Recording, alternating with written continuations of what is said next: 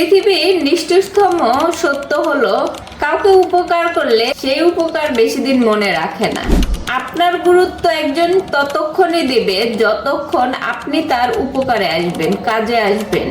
যখন দেখবে যে আপনি তার কোনো সেভাবে কাজে আসতেছেন না, সে আপনাকে গুরুত্ব দেওয়াও কমিয়ে দেবে। জীবনে সফল হতে চান?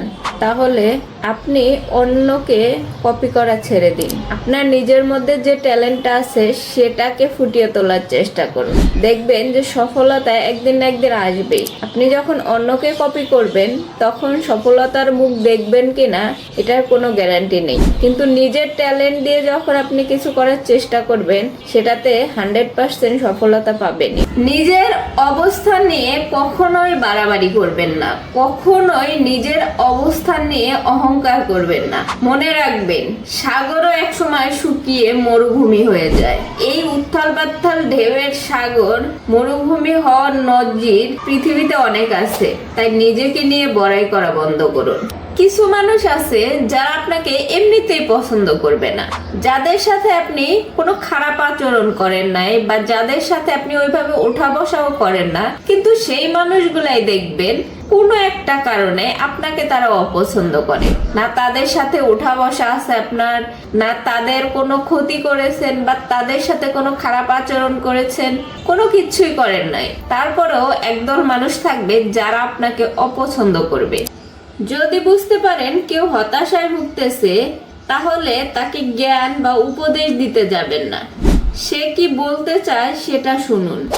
এই সময়ে মানুষ উপদেশ শুনতে চায় না, সে চায় তার ভিতরের কথাগুলো কেউ একজন মনোযোগ দিয়ে শুনুক। এই পৃথিবীতে কেউ কারোর সাথে বেশি দিন সম্পর্ক রাখতে পারে না। এই পৃথিবীতে কোনো সম্পর্কই বেশি দিন টেকে না। কোনো সম্পর্কের মাঝে বেশি দিন মাধুর্য থাকে না, সেই মাধুর্যটা কোনো একটা সময় গিয়ে শেষ হয়ে যায়। আপনি আপনার কথার মর্যাদা রাখুন, কিন্তু সেটা অন্যদের কাছে প্রত্যাশা করবেন না।